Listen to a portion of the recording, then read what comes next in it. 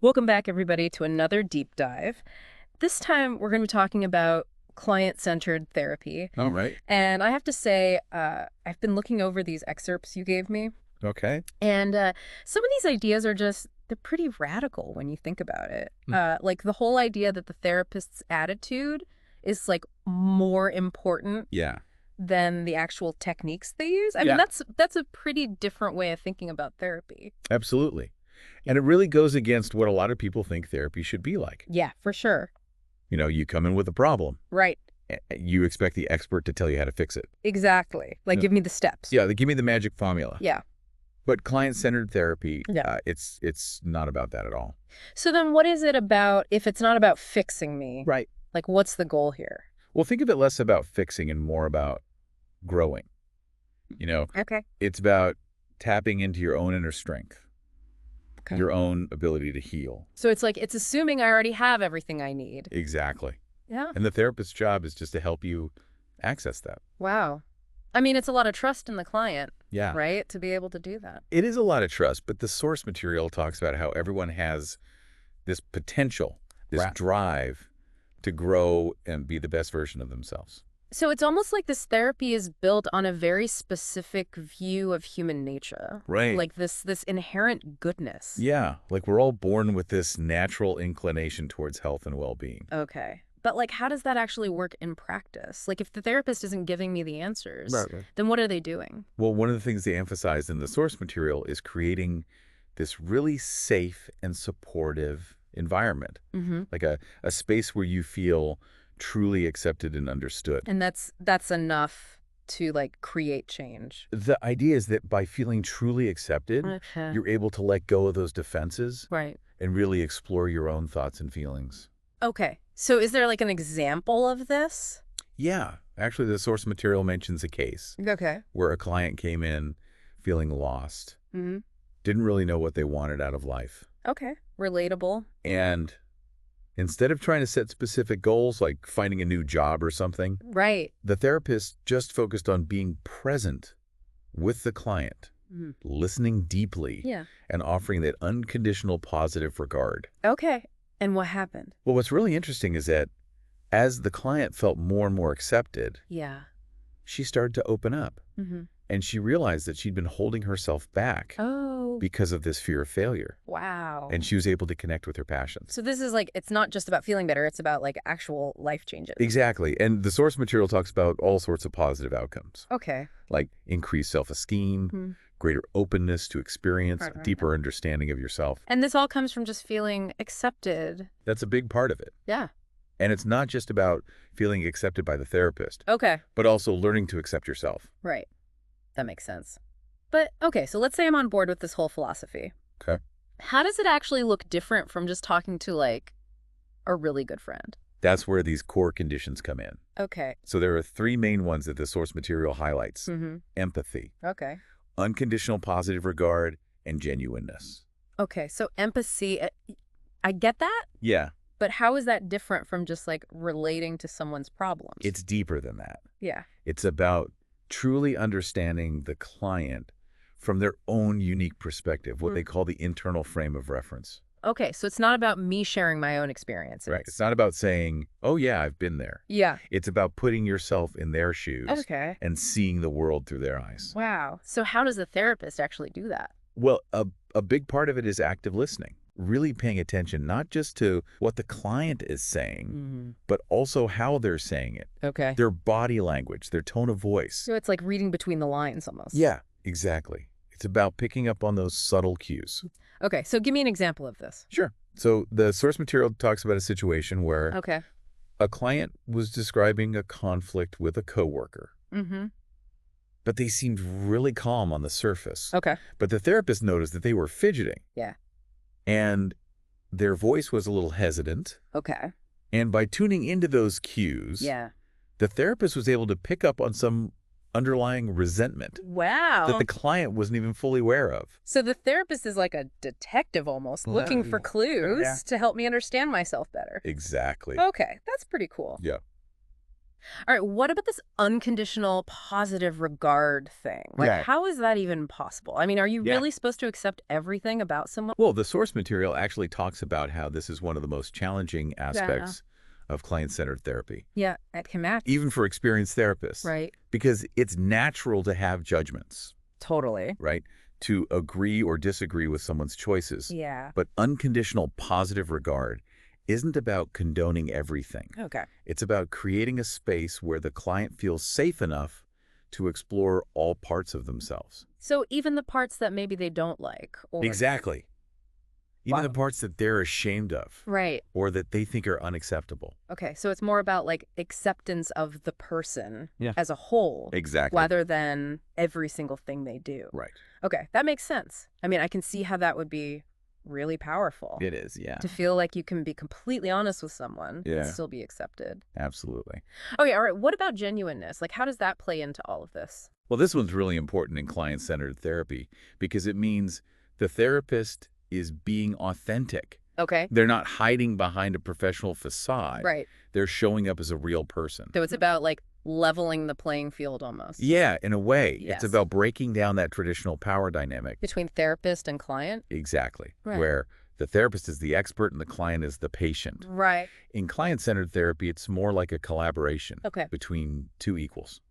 And the source material suggests that this is actually helpful for the client. It can be. Yeah. To see the therapist as a real person. Yeah, because it gives them permission to be more real themselves. Okay. And that can lead to like a deeper connection. Exactly. Okay. So is that it? Are those the three main ingredients? Well, those are the three classic core conditions. Okay. But the source material also talks about some expanded conditions. Oh, really? Like what? Things like transparency, concreteness, and cultural awareness. Okay. We got to dive into those. We do. But I think we're going to have to save that for the next part of our deep dive. Sounds good. All right. So we're back and ready to tackle these expanded core conditions. All right. You mentioned transparency, concreteness, and cultural awareness. Right. And honestly, I'm a little nervous about that first one. Transparency. Yeah. Like, how much is too much? You know? It's a good question, and it's something that the source material addresses directly. Okay. They actually use the term responsible transparency. Responsible transparency. Yeah, which I think is a really important distinction. Okay. I like that. So what does that actually mean? Like, how does that play out? Well, it means that any self-disclosure on the part of the therapist Mm-hmm. should be done with the client's best interests in mind.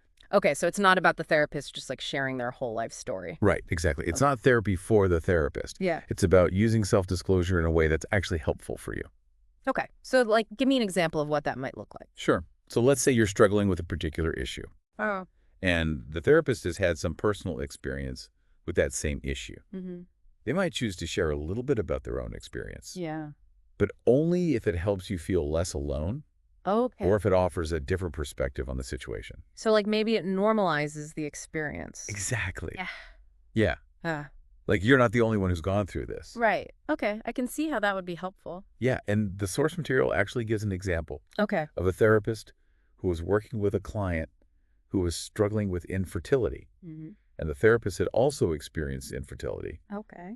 And she decided to share her own story, briefly, Wow.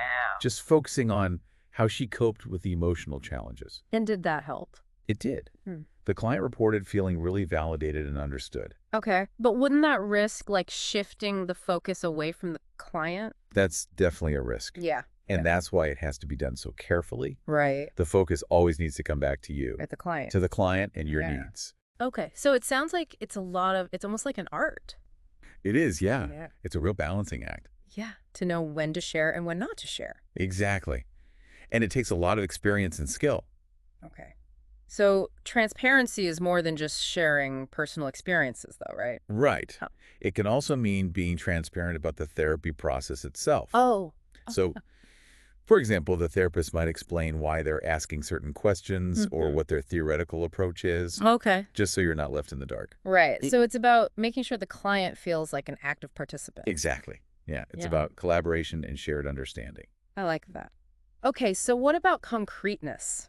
Right. You mentioned that as another expanded core condition. Yeah. So concreteness is all about getting specific. Okay. It's about helping you focus on concrete experiences, feelings, and behaviors. So instead of just saying, like, I feel bad, Right. you'd say, I feel sad because my friend canceled our plans. Exactly. Yeah. That's a perfect example. Okay.